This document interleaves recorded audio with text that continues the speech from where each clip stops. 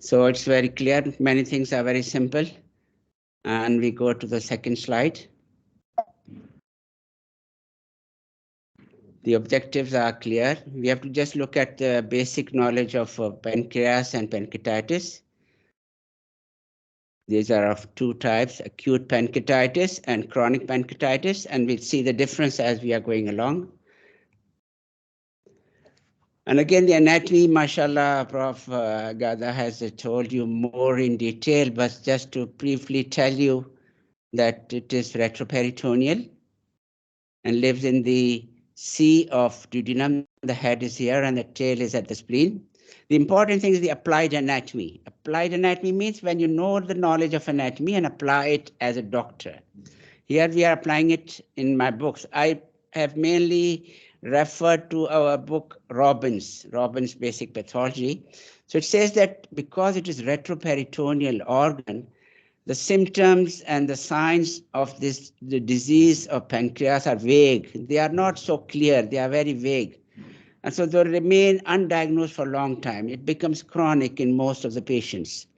That is why the doctor, the clinician should be very careful. He or she should have a high degree of suspicion to diagnose pancreatic pathology. Again, these relations, I'll quickly go through the slides. You have better, beautiful slides from the prof. And these are the screenshots. I will send this small clip of YouTube I've sent on the last page or last slide. I've sent you the link of this YouTube. Very nice video of about 10 minutes. And some of the screenshots, I put it here. But I've also downloaded. I'd send it to Yusuf at the end of the lecture. So it is a 2-in-1 organ. We know just we go for shopping, we call it buy one, get one free. So it has an endocrine part and an exocrine part. The exocrine means the secretions, they go outside into the duct system. Like here in the green duct system, the enzymes, they go into the duodenum. The endocrine part are these islets of Langerhans. The secretions, they go into the blood. So they are endocrine. They go inside the body. They secrete a lot of hormones. Most important is the insulin. Histologically, people get afraid of the histology pictures. Again, the same thing.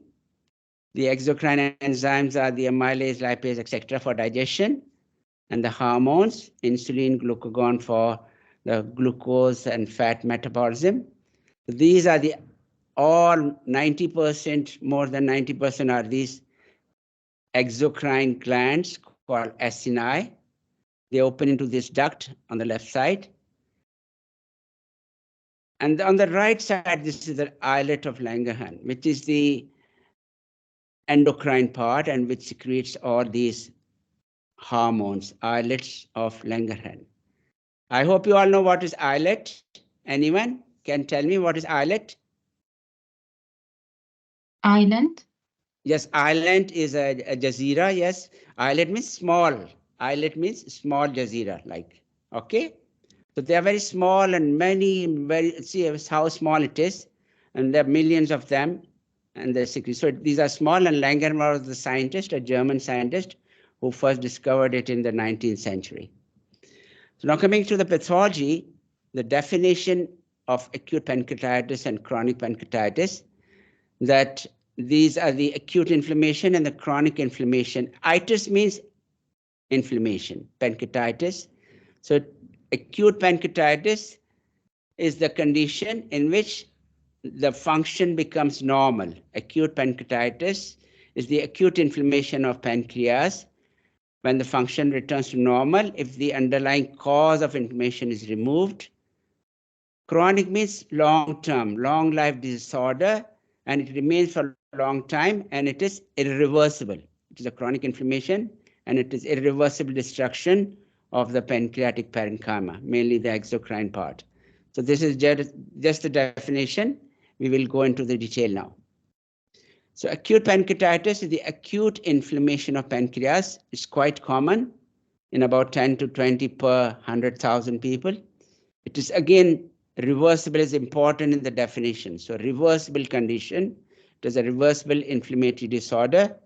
If it is mild, it will be only focal, local area of edema, little collection of fluid, focal area of edema, and small area of fat necrosis.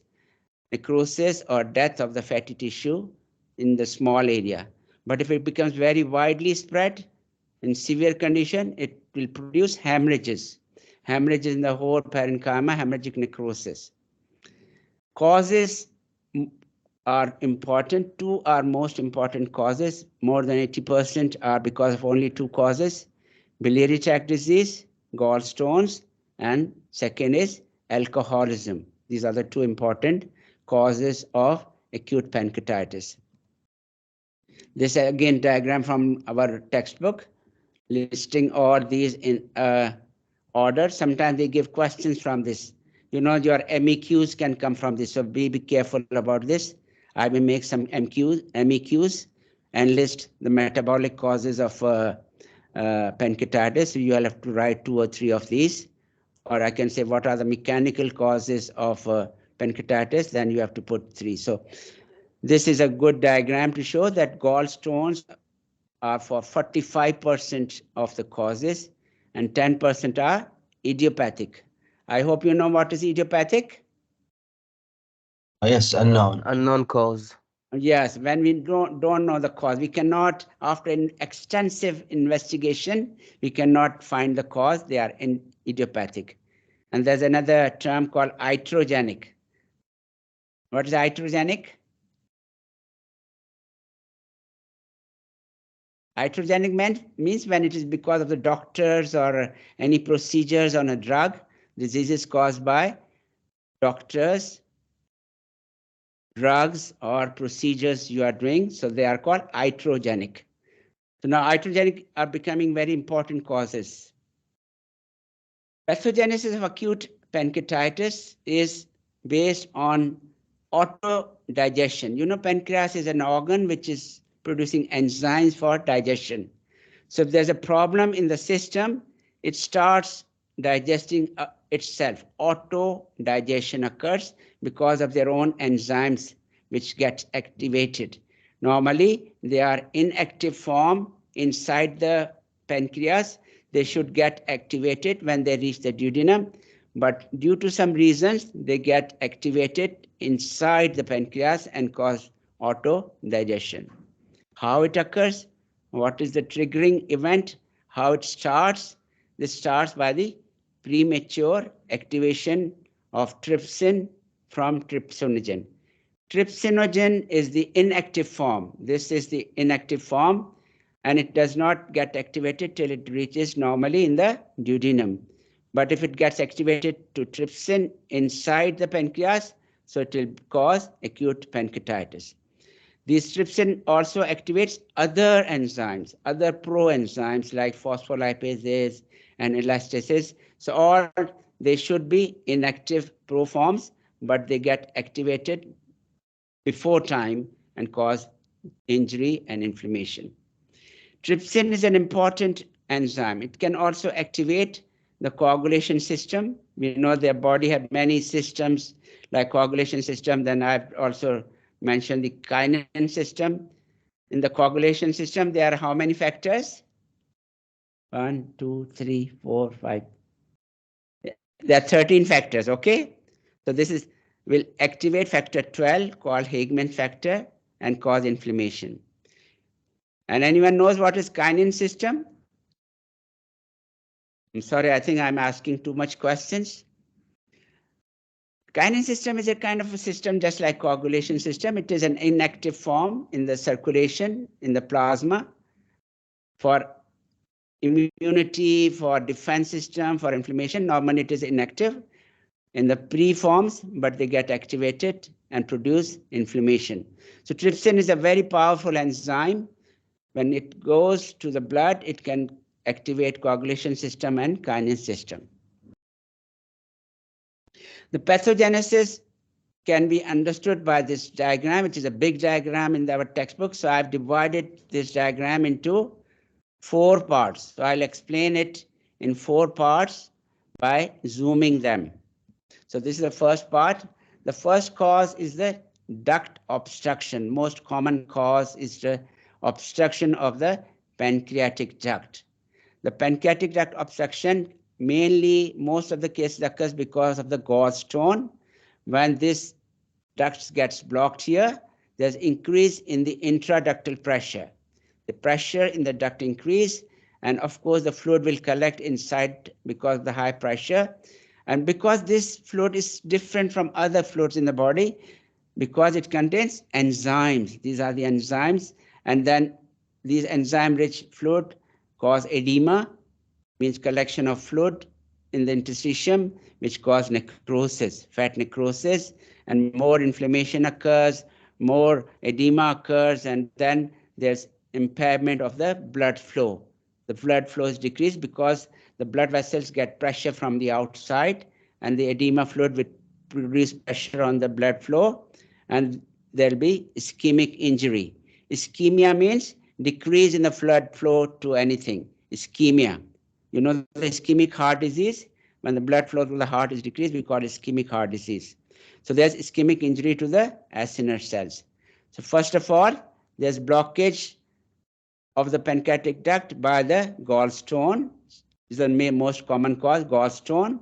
Pressure is increased in the duct, edema occurs, and more pressure occurs, then there's inflammation, necrosis, and all these injuries to the acinar cells occur. The other causes is chronic alcoholism, which we'll do later, and then duct concretions. When the secretions become thick, they are called concretions. They are called sludges. Again, the same thing, just like they are the young stones, the young small stones, they are not solid, but they are very thick secretions, so concretions. So all can block the opening of the pancreatic duct into the duodenum. So when there'll be edema, there'll be decrease in the blood flow, and there'll be ischemia and blockage. I may ask you, we may make questions. I put it this year, last year it was not there, so make it important that I can make questions, but it's all depending on the committee if they give you these questions exam or not. But what are the non-gallstone related causes of pancreatic duct obstruction? Number one, of course, cancers in this area, periampullary cancers or neoplasia. Pancreas divisum. Anyone knows what it is? It's normal anatomy, embryology. Pancreas divisum. No. Okay, pancreas is a part of foregut embryologically, just like duodenum, stomach, etc. And it has in two parts. And at the time of birth, it gets combined together to form one part. But sometimes it remains two parts, so it is called pancreas divisum, and their ducts open separately and can cause obstruction. Pancreas divisum is a embryological developmental abnormality. Then biliary sludge or biliary concretions are same thing. They are not stones, but very thick secretions. And again, parasites are also important. There are two parasites that can lodge or can come and live in this area to cause obstruction and problems and pancreatitis. One is Ascaris lumbricoides, normally called the roundworm, and the Clonorchis sinensis, I don't know what it's called, I think it's pinworm or needleworm. So these are two parasites that can come and live here and block the duct of the pancreas. The second pathway is easy, that this is due to direct acinar cell injury, due to alcohol, due to drugs, due to direct trauma, due to ischemia, and viral infections. Two important viruses have been mentioned in our books. One is the mumps virus. You know which other organ is affected by mumps virus? Anyone? It's the salivary gland, parotid. Salivary gland. Yes, mashallah, mashallah. So salivary gland, the parotid glands are originally people, the babies, they come with this swelling of the parotid. We think of mumps virus first. Later on, it will affect the pancreas. Second is a Coxsackie virus. These are the two important viruses. The drugs, more than 85 drugs can cause problem to the pancreas. So it is a long list, so I don't think it will be that important now. But anticonvulsant drugs and thiazide, diuretics, etc. are two important ones. The third pathogenesis pathway is very interesting. Interesting that it's not so commonly described. This is the defective intracellular transport. Now we'll see what happens inside. See this, normally we look at first the lysosomes. Normally lysosomes are present in all the cells of the body. Lysosomes are normally present in all the cells of the body. They have enzymes, they have hydrolases, which do the little bit work in the cell. Inside every cell, they do little bit enzymatic activity. But because pancreas is special, it has enzymes which are going to work outside, extracellularly. So they have to keep them separately. If suppose they combine together, they will get activated. The zymogens or the digestive enzyme of pancreas will get activated before time, and they will cause problem. So the system is normally they should be kept separately. But in some cases, they get together. First of all, in the animal models, they came to know about this, that when in the ectoplasmic reticulum here, they should be packaged separately. Like this is one is going here. Normally, it goes outside. It should go outside, but it does not go outside, but gets packaged with the lysosomes. I'll explain again. I understand it's difficult. So when it's with the lysosome, so now it can get activated before time. This also occurs in alcoholism. I'll explain to you, that is more important, it's easily understood. So in these conditions, these enzyme systems should remain separate. These digestive enzymes like trypsinogens and the hydrolases and the phospholipase should be separate. They are in the zymogen granules. They are the separate granules. They should not combine with the lysosomes normally. Otherwise, they get activated before time and cause damage. But due to some problems, they get combined together by the endoplasm. They package together and they can cause damage. This is the delivery of the proenzyme to the lysosomal compartment, which is wrong, which should not happen. And there's intracellular activation of enzymes. I hope it's clear now. But again, we'll see the alcohol. I hope then it will be more clear. So coming to the back to this diagram, after these three pathways, we come to the final thing, that all of these three pathways will cause damage to the acinar cells, injury to the acinar cells. Whenever there's injury to the acinar cells, the enzymes get activated. Normally they are in inactive form. Normally they are in pre-form, pro-form, or zymogen form. They get activated and they can produce inflammation and edema. They can produce proteolysis. They can produce fat necrosis. They can produce hemorrhages. So you may remember, you should remember, proteolysis is done by proteases. Fat necrosis is done by lipase and phospholipases. Hemorrhages are done by elastases, because the blood vessels have elastin in it. The blood vessel wall has elastin. So the enzyme of the pancreas, elastase, will cause damage to the blood vessels and hemorrhage. This is again an important question I remember I gave last year or maybe 2 years back. Which enzyme of the pancreas causes hemorrhage? So all these will finally lead to acute pancreatitis. Now coming to alcohol and pancreatitis, how alcoholism, or alcohol like in our case number 3, how alcohol will cause pancreatitis. There are 3 pathways or 3 causes, mechanisms which can be attributed to the effect of alcohol on pancreas. Number is increases the pancreatic exocrine secretion. Whenever a person takes alcohol for a long time, slowly and slowly, it will increase the secretion of the pancreatic enzymes. These exocrine secretions are increased. It will also increase the tone of the sphincter of Oddi. Sphincter of Oddi is the thickening of the muscle at the end of the pancreatic duct. It will open under the influence of the different enzymes. You must have done the, I think it's cholecystokinin or something. The physiology people will tell you. So normally this is closed. The duct is not open all the time by the help of this sphincter. And alcohol will also further increase this tone.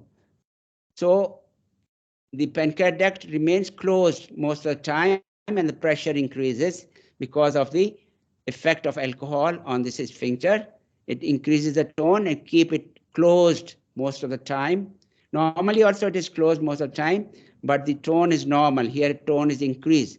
So the pancreas will have, duct will have more pressure because of alcoholism.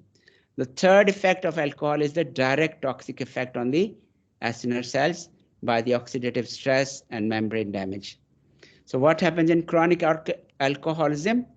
The secretions keep on increasing. They become more thick. They make more protein rich, more thick, and they will become like plugs and sludges, and all these words, concretions are formed. They become inspissated. They become dried. They form plugs, and they can obstruct the small pancreatic ducts. They are very clearly explained in that clip I will send you just after the lecture. So these are the screenshots I've taken from that clip I will send you. So what happens is that, first of all, the alcohol will increase the zymogen secretion from the acinar cells. This is the first step. So these will increase the secretion of the zymogen. Zymogen are the inactive part of the enzymes. So they will increase and become thick. Then alcohol will also decrease the fluid and bicarbonate in the duct. So if you can recall your case of second year the cystic fibrosis, so the secretions are thick. So alcohol also producing the similar effect. So overall, what happens? Enzymes are more, and the fluid is thick. Bicarbonates are less. So the pancreatic juices become thick. So the pancreatic juices are thick, but still the enzymes are closed. They are inactive. They are in closed triangles. So they are thickening of the secretions of the pancreatic in the duct. Because of the increase in the zymogen secretion from the cells, because of the decrease of the fluid in the ducts, bicarbonates in the duct, the juices become thick. The juices become very thick, and they'll form plugs. This is the last step. They'll form the plugs. This is one of the plug here, and can block the duct of the pancreatitis. This occurs in the chronic pancreatitis. So when the plugs are formed, they'll block the ducts, and the pancreatic juice will start collecting because of the plugs. Now the fluid will collect and back up. They'll increase in the pressure, and they will distend the ducts, and the membrane will get confused. The membrane will start, the word used chaotic. They become confused. We know the word confused. So the membrane system gets confused, and they will rupture.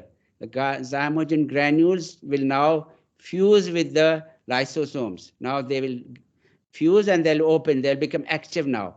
The trypsinogen become trypsin, and it will activate other enzymes. I'll repeat. When the plugs are formed, they'll block the ducts, and the pancreatic juices will back up and increase the pressure.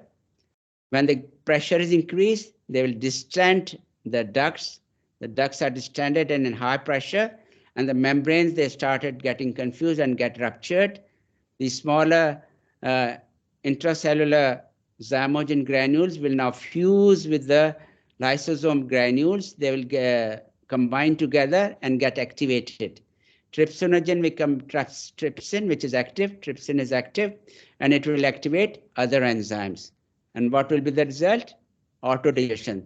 Now I'll see in the next picture that the cells are starting to get destroyed by its own active enzymes. Now the enzymes are active. They are open now. You can see their mouths are open, and they start eating, and autodigestion of the pancreas occurs.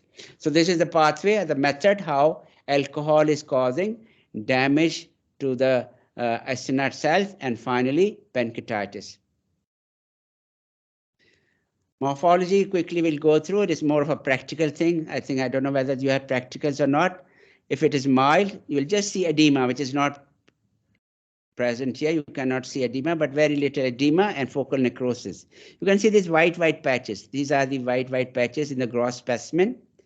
These white chalky areas, because when this is fat necrosis, it combines the fatty acids, they combine with the calcium to form insoluble salts. We know the chalk, it looks like chalk when it combines with calcium.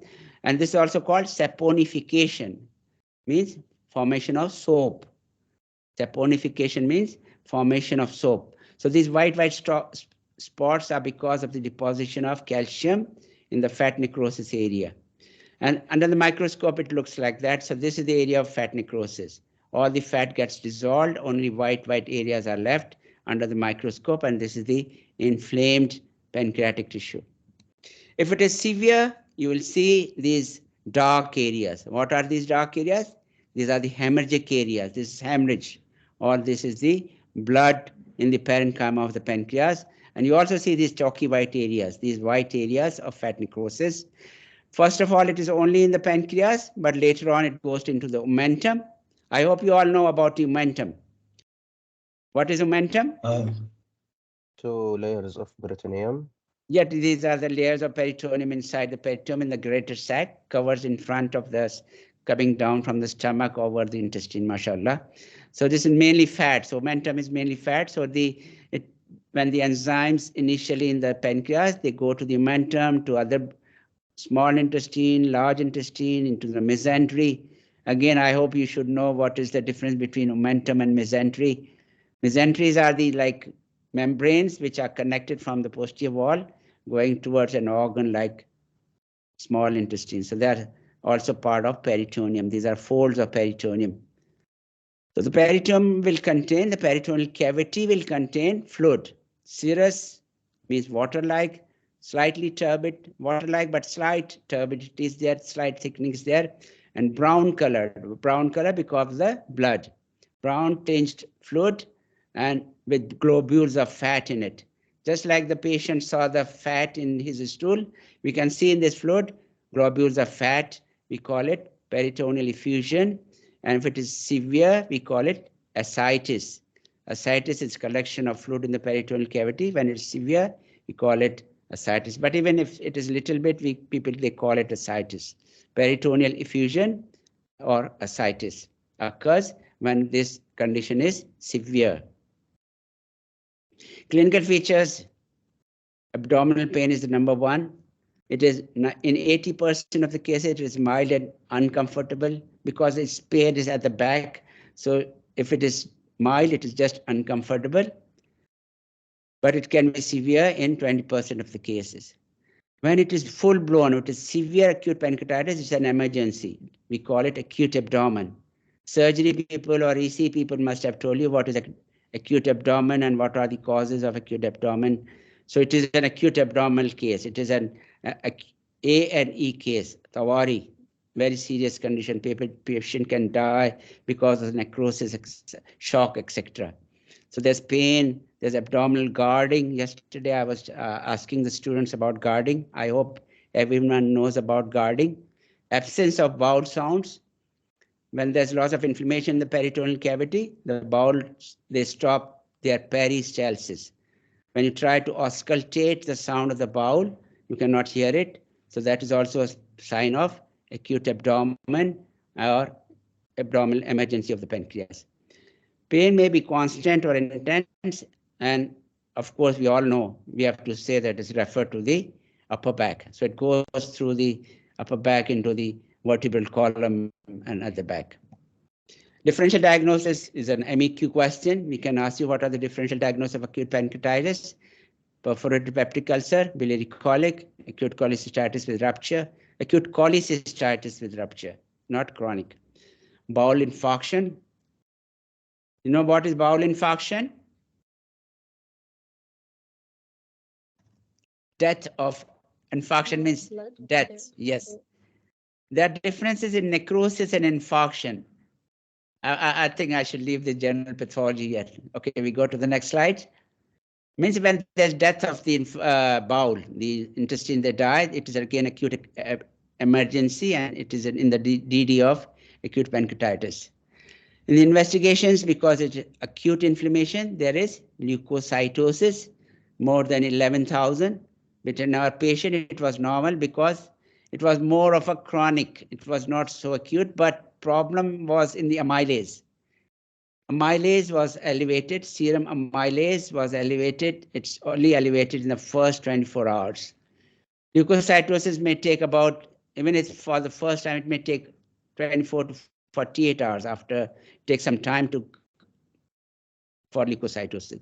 The first thing that appears is elevated serum amylase, then serum lipase levels are increased after 72 to 96 hours, and hypocalcemia. It may take a few days or maybe a week because the calcium circulating in the blood will go and get deposited in the area of fat necrosis.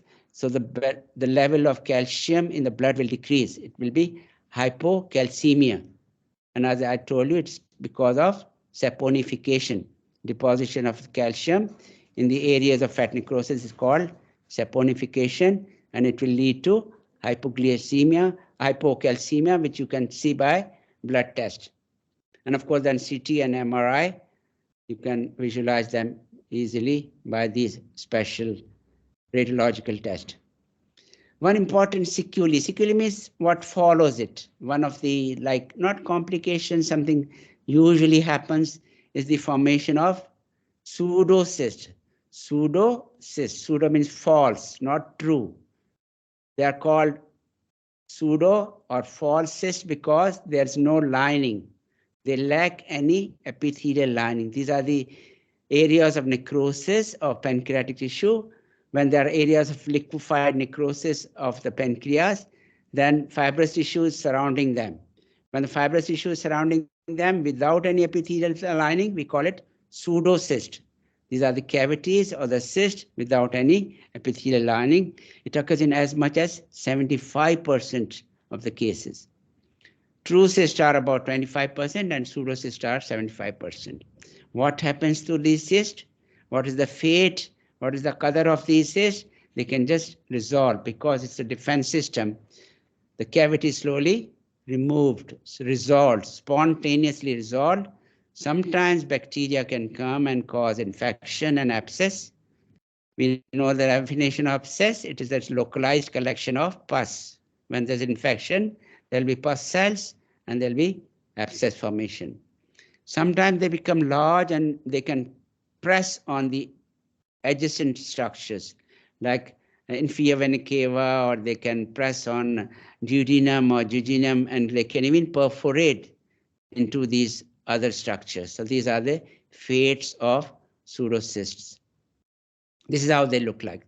They look like smooth cavities, appears to be smooth. Maybe you think there's some lining in it, but actually when you look under the slide, make a slide and make under the microscope, there's no epithelial lining. They are without any epithelial lining. That is why they are called pseudocysts. This is the size and everything. This is nothing to repeat.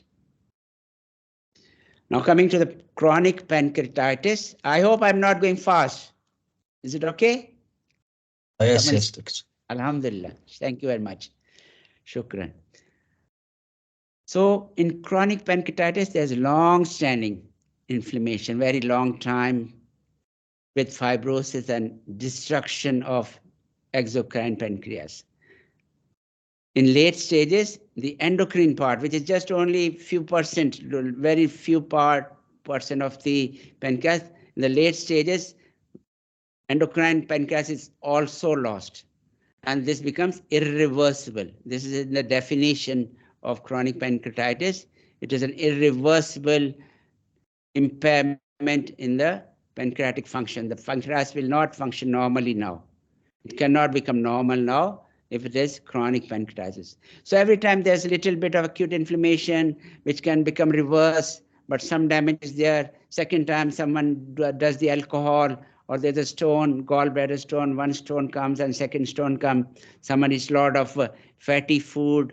So all these things slowly and slowly, again and again, like a cycle, and time comes when it becomes chronic and that becomes irreversible. It is a rare condition. We all know the two important causes, Now alcoholism becomes more number one and obstruction becomes number two. In acute pancreatitis, this was number one, duct obstruction, alcoholism was number two. So this is number one cause. Other causes are rare. One is called tropical pancreatitis, means because it is in the tropical areas of the world. Areas like Africa and Asia, these are the pancreatitis. They occur like without any cause. We don't know. These are idiopathic. They think that it's probably genetic.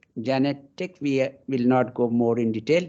So one type of chronic pancreatitis is called tropical pancreatitis, which occurs in the Africans and Asian, because they don't take too much of alcohol to cause this condition, probably genetic. Again, hereditary pancreatitis is due to mutation in some of the trypnosin and genes, and I will not go into the detail. You also know about cystic fibrosis gene, and all these are hereditary. They spread. Hereditary means they come from the parents to the child, to the baby. And autoimmune is important these days because it's increasing now. Autoimmune means when our own body defense system, our own WBCs, they cause inflammation and start killing our own tissue, autoimmune. So pancreatitis can also occur because of autoimmunity. And in this, IgG4 plasma cells are found. An important thing to diagnose is that it responds to the treatment. These two are not responsive to the treatment, the first two. This third one is responsive to treatment. So if you diagnose that this patient is suffering from autoimmune pancreatitis, you can treat the patient by giving steroid therapy. In this condition, you can see IgG4 plasma cells. This is done by in histology or by other methods, by special stains of IgG4 immunostains. In 40% of the cases now, in total pancreatitis, it's only 10%, but in chronic pancreatitis, 40% cases are idiopathic. Pathogenesis is very similar. Again, we know that duct obstruction can cause, especially in alcoholism, there's increase in the protein concentration of the pancreas, and proteins, they form duct plugs and concretions, and this is one of the main cause of duct obstruction, will cause chronic pancreatitis. Some toxins, alcohol itself is a toxin, its metabolites are also toxins, and they can affect directly on the acinar cells, direct toxic effect on the acinar cells, directly as well as through the oxygen radicals. Again, here the third is the oxidative stress. By the free radicals produced by the alcohol-induced oxidative stress, free radicals, they damage the acinar cells, and they and later on damage the membrane of these acinar cells. And all these are because of alcoholism also, mainly. This is something new which is not present in acute pancreatitis. All the previous four were also present in acute pancreatitis. This is something very different. In chronic pancreatitis, they found that there is a substance, these are some cytokines, some subfactors called pro-fibrogenic cytokines. These are only seen in the patients of chronic pancreatitis. They are not seen in acute pancreatitis. And these are the three ones: transforming growth factor beta, TGF beta, connective tissue growth factor, platelet-derived growth factor. These are present in chronic pancreatitis patients only. So these cytokines, these substances will induce activation and proliferation of these fibroblasts. You know, around the ducts and in the pancreas, there are cells called myofibroblasts. They are myo because they are also contracting. They have the capability to contract, and they have the capability to produce fibrosis. So they are called myofibroblast cells. So they especially activate these type of cells. And when these are activated, they will produce excessive collagen, because collagen deposition is an important feature of chronic cholecystitis or chronic pancreatitis. So there's deposition of collagen, which is important or instrumental in the pathogenesis of fibrosis. So increased fibrosis in chronic pancreatitis is because of these three factors. These factors totally, they are called pro, fibrogenic cytokines. One is TGF-beta, PDGF, and all these three ones. Under the microscope, it is because of fibrosis, pancreas becomes hard. It is hard, and you can see some dilated. Here you can see these dilated ducts, and you can see these dark areas, which are not so clear here. So they are dark areas, which are the calcification, calcified concretion. And histologically, you see a lot of fibrosis. All these pink things are the fibrosis, and only reduced number of acini. This is only the acini present. Now, because the acini are damaged, only the islets which were small in the normal picture, now they become large. See, these are now larger. They are more prominent. You can see them more prominently because they are not damaged initially. They will be damaged later on. And this is a collection of chronic inflammatory cells, lymphocytes, etc. So this is a chronic inflammation. This is fibrosis. These are only few acini left, and the islet cells become more prominent, and some of the ducts are dilated. So initially there's a relative sparing of the islets of Langerhans, but they are embedded in the sclerotic tissue. Later on may fuse and appear enlarged. But later on they also disappear, and the patient can develop diabetes, etc. This occurs very, very late in the disease, that the endocrine islets also disappear. Clinically, patient will have jaundice. You know, the main factor is obstruction because the gallstones. So, you know, whenever there are gallstones, the obstruction to the common bile duct occurs, then there'll be also jaundice. Blockage of the duct coming from the liver will cause jaundice. There'll be indigestion, which appears vague again because of the site. We know the history of our patient, and there's persistent and recurrent abdominal pain and back pain going to the back. Or it may be entirely silent. Person may not feel anything. It may be entirely silent, and patient can come with diarrhea. Like in this patient, he was alcoholic. He was not affected by so much of the, what they use the word? He resigned to the pain. So initially there was pain, then he forgot the pain. He said, okay, it's the pain, I have to live with it. But then he came to the doctors after so many years because of the steatorrhea and diarrhea and other weaknesses and malabsorption. So, or diabetes, they can come later. So initially they may become without pain, like alcoholics. They take a lot of these alcohol, and then they don't feel the pain, but other things will come. So the precipitates and the attacks of chronic, patient has chronic pancreatitis, but if you continue using these drugs and alcohol, overeating, and opiate drugs, then the attacks come again and again. Attacks can be precipitated. Attacks can occur by alcohol use, by overeating, because now we need more pancreas secretion, overeating, and opiate drugs because they increase the tone of sphincter of Oddi. Just like alcohol, we saw that alcohol also increased the tone of sphincter of Oddi. Similarly, opiates and other drugs can increase the tone of sphincter of Oddi. So these are the clinical features. Diagnosis of chronic pancreatitis. During an attack, it's easier. They will have some pain. They may have mild fever, some elevation of serum amylase. But when the disease is end stage, when everything is finished, then because of the acini destruction, the enzyme elevation cannot be seen. So in our patient, still the enzyme level was 2000. The serum amylase was 2000. That means still some acini were present. That is why in that attack or during the blood test, the level was high.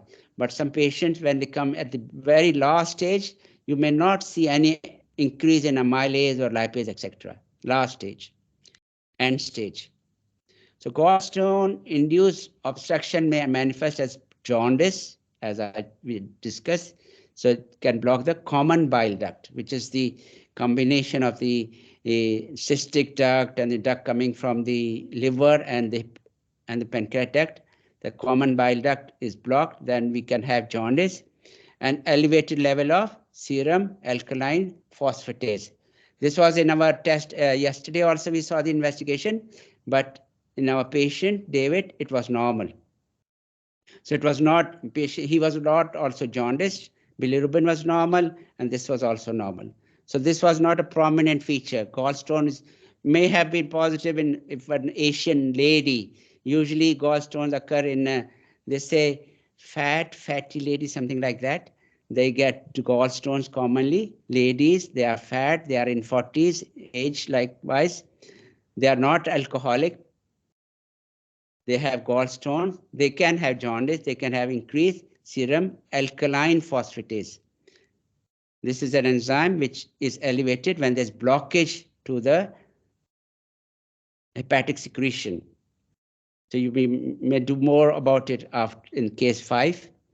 So of course, CT and ultrasonography will confirm that there's calcification within the pancreas, and that's how we diagnose the case.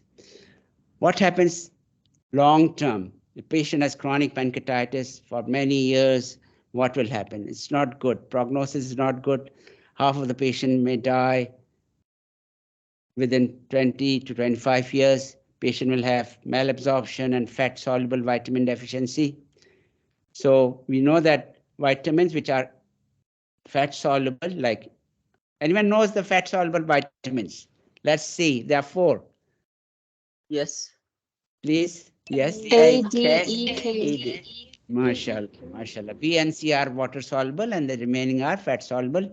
So there'll be deficiency of those enzymes because the fat is not absorbed, so they will also not be absorbed. Endocrine deficiency can occur, dysfunction can occur, that is diabetes mellitus. Severe chronic pain may dominate the clinical features in some of the patients who are not alcoholic. Pancreatic cirrhosis may develop in about 10% of the cases, and cancer. Pancreatic cancer can occur, which is the most serious long-term complication of chronic pancreatitis. Alhamdulillah, we complete this in time.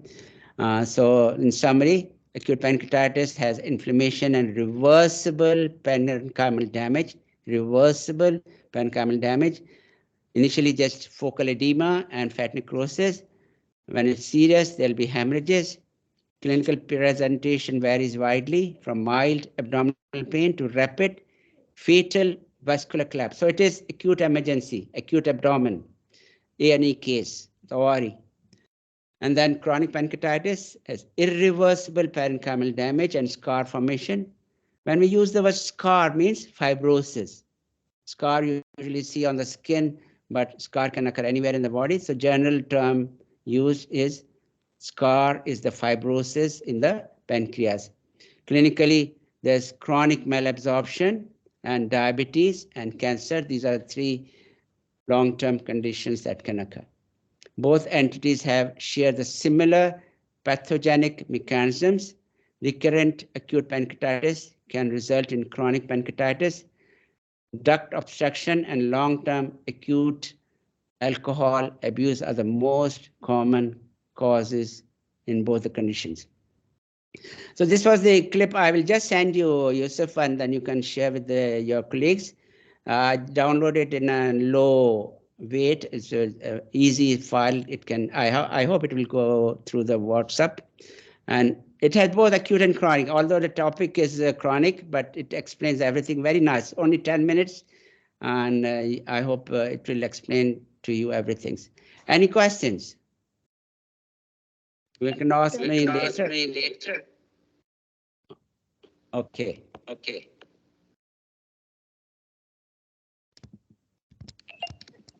Doctor, can you go to slide 32? Sorry? Can you go to slide 32? I cannot. I don't wear it. I cannot even bring it back. Before the clinical Allah, okay, thank you. 32. This one, the picture. Is this 32 for you? Yes. Can you? Is this 32 for you? Yes. Can you repeat what is in the sample again? My internet was bad at the moment. Okay, my sound is echoing, so if you switch off the mic, I'll explain, inshallah. So what happens is that grossly, This is the morphology picture slide. Grossly means with the naked eye, with the macroscopy, you see that because of the chronic inflammation and long-term healing, the fibrosis is number one. You see the fibrosis, all these pink things are the fibrosis. And then you see grossly, you feel it is hard because of the fibrosis. That is the important thing. But when you cut surface, you can see some dilated structures. So these ducts are dilated. You can see the white area. These are dilated ducts. And you can see calcified concretions also when you cut the surface. You can see small stone type structures, usually within this duct, with these ducts. Now coming to the histology, this is the histology slide. You see very prominent fibrosis. All these pink thing is fibrosis. If you compare it with the first slide in the beginning I showed you, it's all glands. I will show you now. But this is all fibrosis. And between then only, this is the dark area is the lymphocytes. This is the chronic inflammatory cells, okay? But this area is some acini. These are the acini, only this much left.